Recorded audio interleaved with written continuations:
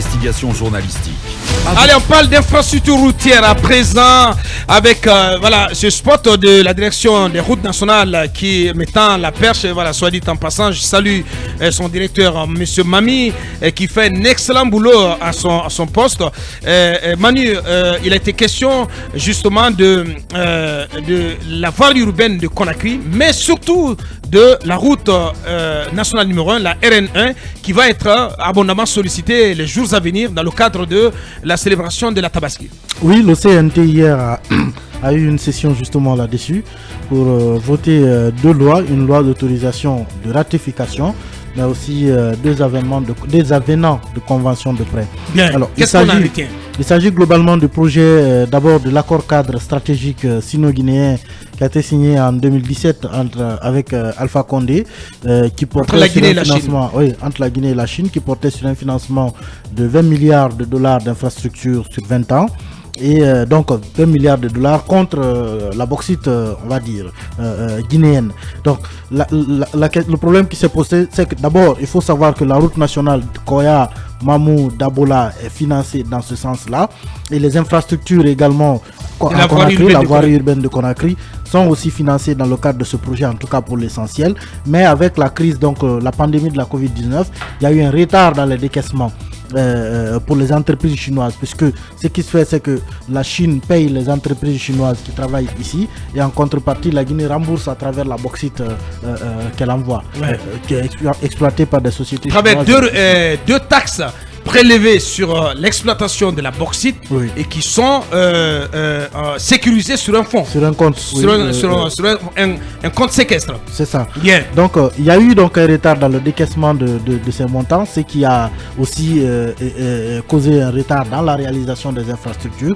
On nous informe que les entreprises ont quand même continué malgré le retard de décaissement. Les entreprises ont continué à financer donc de leur poche pour pouvoir réaliser les travaux.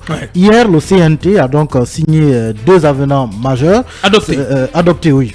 Merci. Adopté deux avenants majeurs.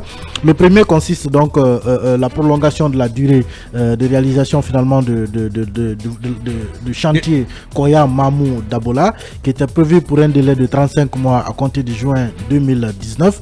Et également le projet de la voirie urbaine de Conakry qui devait s'éteindre, qui obtient aussi 13 mois de prolongation. Pour ce qui est de la route Koya Mamou Dabola, la date initiale c'était prévu pour en tout cas rendre l'infrastructure, c'était le 7 février 2022, mais à cause de la crise de la Covid-19, ça a pris du retard, et aujourd'hui donc le CNT vient de ratifier une rallonge de 16 mois supplémentaires. Et pour ce qui est maintenant de la voirie urbaine, je le disais tantôt, elle a obtenu, elle, 13 mois de rallonge. Maintenant, pour la question précise du décaissement des fonds qui devaient entrer dans la réalisation de ces infrastructures-là, on nous dit qu'initialement, c'était prévu dans l'accord de prêt, par exemple, oui, initialement, il était prévu dans l'accord de prêt pour le 19 novembre 2022 et le 20 décembre 2022, respectivement pour la voirie urbaine de Conakry et pour la route nationale. Donc, ça veut dire qu'on devait arriver à terme du décaissement des fonds destinés à la voirie urbaine de Conakry au 19 novembre 2022 et le 20 décembre 2022, normalement, on aurait arrivé à terme du décaissement des fonds destinés à la route nationale Koya Mamou Dabola. Mais on n'en est pas là encore. Et c'est pourquoi le CNT... Manu, on va essayer d'élémentariser parce que tout ça, c'est vraiment, je vais dire, un langage d'initié.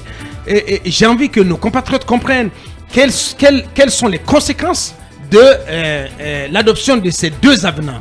Les conséquences, c'est que les infrastructures, les entreprises... Qu'est-ce que ça provoque? Qu'est-ce que ça implique? Ce que ça implique directement, c'est que les entreprises qui sont actuellement en train de réaliser ces infrastructures, aussi bien à Conakry que sur la RN1, pourront désormais accélérer les décaissements. Comme je l'ai dit tantôt, à cause de la crise de la Covid-19, les décaissements ont retardé. Donc, ces avenants vont leur permettre désormais d'accélérer les décaissements du côté de la Chine et donc de pouvoir poursuivre la réalisation des infrastructures et les rendre maintenant dans les nouveaux délais que le CNT leur donne. Mais au cours aussi de cette plénière, il y a eu d'autres éléments qui ont été abordés, notamment par le président du CNT en termes de recommandations. Il a notamment demandé à ce qu'on procède à la mise en place d'une commission d'enquête parlementaire pour évaluer les raisons de la dégradation d'une partie de la route avant même que le chantier ne soit rendu. Effectivement. Beaucoup de personnes se sont indignées. Moi, là-dedans, Manu, c'est ce qui m'intéresse. Et c'est en cela que je salue cette initiative prise par le président du CNT. Il faut déployer une mission parlementaire parce que c'est hallucinant ce qui se passe sur cette route nationale. Je ne parle pas de son étroitesse, ce qui est aussi hallucinant, mais c'est le fait que cette route, avant même qu'elle ne soit achevée, elle s'est complètement cassée la gueule. Vous savez, c'est très grave, Manu. C'est qu'au-delà de la commission qui va voir étudier la dégradation précoce de la route, il y a aussi le fait qu'on a demandé aux entreprises désormais de prendre aussi en compte la réalisation de 5 postes de paysage et péage. Très bien. Donc sur la route nationale. Et il y a aussi le reboisement des abords des routes en construction qui doit aussi être prise en charge. Très bien. La mise en place d'une commission d'information enquête parlementaire vue du désolant début de la dégradation, j'ai parlé de ça tantôt. La mobilisation continue et attend de la contrepartie guinéenne. Parce que là aussi également, on constate qu'il y a du retard dans la la mobilisation de la contrepartie financière guinéenne. Le respect des normes environnementales et sociales. Ça également, ça a été un point qui a été pris en compte. Et enfin, entre autres, il y a aussi le fait que le président du CNT a demandé la fourniture du rapport d'exécution trimestriel au CNT à travers donc sa commission de suivi des accords. Donc autant dire qu'au-delà donc de ces deux avenants, des rallonges sur la durée d'exécution, ces recommandations viennent désormais se greffer pour renforcer la qualité des travaux. Merci. Allez-y, Talibé. C'est une bonne initiative parce que, comme Emmanuel soulignait tantôt, il y a eu la période de Covid qui a, vous vous rappelez bien, amené en tout cas pratiquement tous les employés chinois de la CRBC et Cibitec a plié bagage, à rentrer, et donc cette période creuse, il faut la rattraper et permettre donc la finition des travaux sur cette route qui est d'une importance majeure, dont on nous avait dit dans un premier temps que ce serait une autoroute, avant que finalement on voit cette route-là, vu ce qu'on en attendait. Ce fait un mensonge d'État. Quand même, on s'attendait à plus que c'est cette voie rétrécie que nous avons qui vous donne toujours peur lorsque deux gros camions viennent dans des sens opposés. Donc on espère au moins que ce qui est fait sera bien fait. Sera bien fait. Parce que comme vous l'avez dit, en circulant dessus, vous sentez qu'il y a des endroits déjà craquelés, voilà, fissurés comme ça. Il y a parfois des niveaux de certaines célèbres collines sur cette route-là où les camions continuent encore à patauger. Récemment, on a vu l'embouteillage que cela a créé lorsqu'un camion, justement, en échouant à grimper sur une colline, a barré toute la voie. Donc, il y a eu beaucoup de rebondissements par rapport à cette route parce que... c'est quoi La Bota, La Bota, oui. Le mont, c'est un mont, la colline. Colline de la Bota. Et de l'autre côté, entre Lissan et... Lembekouré. Ça fait peur. Oui, absolument. Bien sûr. Oui, mais il y a eu d'excellents travaux là-bas parce que, vous le savez, les Chinois ont réussi quand même à fendre la montagne qui était là, qu'il fallait contourner. Et du coup, vous étiez obligé pratiquement de border toute une vallée. Le monde de la page vous valait. Donc, une mort, en tout cas subite, de l'autre côté du bas-fond. Donc, tout cela, aujourd'hui, il y a quand même eu des travaux. Mais c'est ce que nous avons J'ai remarqué quelque chose, Talibé, si tu permets. Parce qu'ils n'ont pas mis ils n'ont pas posé des parapets, justement, sur les deux côtés de la route, au niveau de ces collines. Quand tu es sur Labota, à la descente, vous qui fréquentez Conakry Kindia, je ne sais pas si cela vous est arrivé, mais personnellement, quand je suis dans la voiture, j'ai peur quand tu fais la descente de cette colline, il n'y a pas de parapet. Imaginez si vous vous retrouvez à perdre le contrôle de votre engin et vous foncez tout droit. C'est rendez-vous en bas. On appelle ça rendez-vous en bas. Et j'espère que tout cela est prévu. Mais il faut corriger.